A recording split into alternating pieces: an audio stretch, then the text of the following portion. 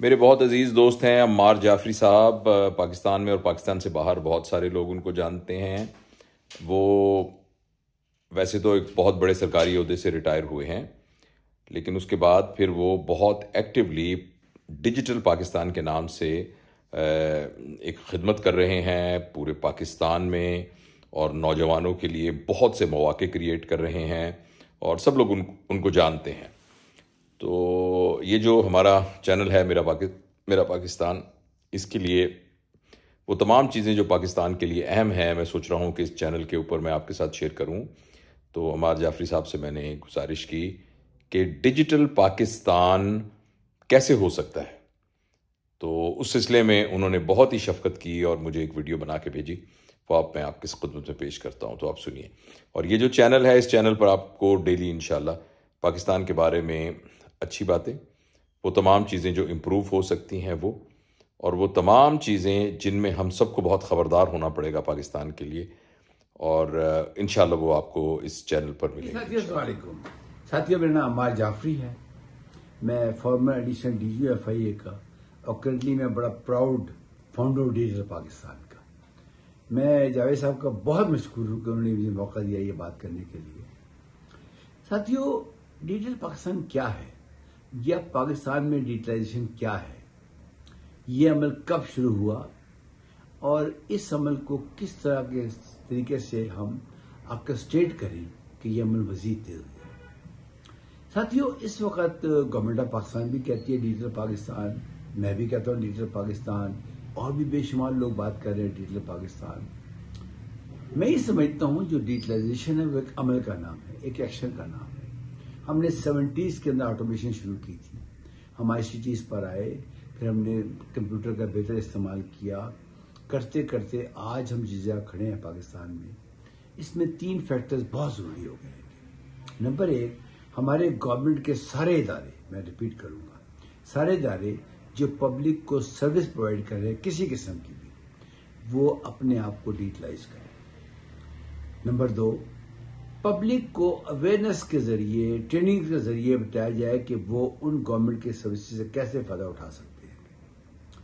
Number 3, ये technology है ना, ये डेली चीज होती है, इसलिए हम इसे कहते हैं इमर्जिंग टेक्नोलॉजी।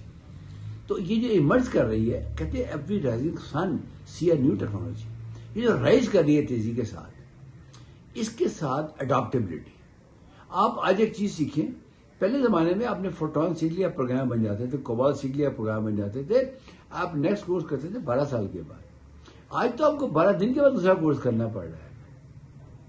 अब हम एक और तरफ आते हैं, एक चीज उसे कहते हैं SDGs, sustainable development goals.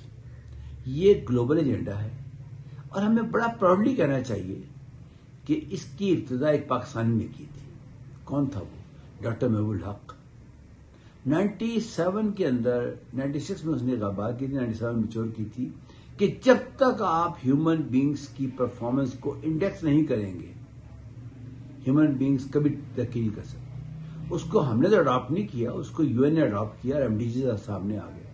8 MDGs आए थे, उसका पीरियड था जनवरी 1 से लेकर 15 तक। उसकी परफॉर्मेंस की बुनियाद के ऊपर उन्होंने कहा जी अब सस्टेनेबल डेवलपमेंट गोल्स आएंगे, यानी 15 सालों के अंदर जो कौमों ने तरक्की की थी उनकी रैंकिंग सामने आ गई।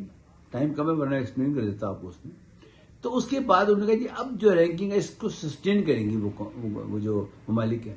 चूंकि हम MDGs की जो परफॉर्मेंस दुनिया की ने इशू की, बड़ी बड़ी पेनफुली आपको बता रहा हूं, हम बॉटम 5 कंट्रीज में आ गए थे। उसके बाद एक मैंने भी हम्बली कंट्रीब्यूट किया उसके अंदर, फिर हमने एक SDG अकेडमी बनाई और आज मैं ये समझता हूं SDGs के अंदर फिर वही सूरत हाल पैदा हो गई है कि जो हमारी इंटरनेशनल रैंकिंग है वो बहुत पुअर है। इसको एक्सेलरेट करने का एक ही तरीका है और कोई तरीका नहीं है कि हम किसी तरीके से जो इमर्जिंग टेक्नोलॉजीज हैं, जैसे आर्टिफिशियल इंटेलिजेंस है, मेटावर्स है, AR VR है, ब्लॉकचेन है, बेशुमार चीजें, I can talk about hundreds of technologies जो इस्तेमाल हो सकती हैं। लेकिन चलिए ब्रॉड को पकड़ते हैं, जैसे हम आर्टिफिशियल इंटेलिजेंस की अगर बात करें, AI तमाम SDGs जो 18 SDGs हैं, पहले 17 थे, फिर ये स्पेस फॉर ऑल ऐड हो गया, 18 हो गए हैं।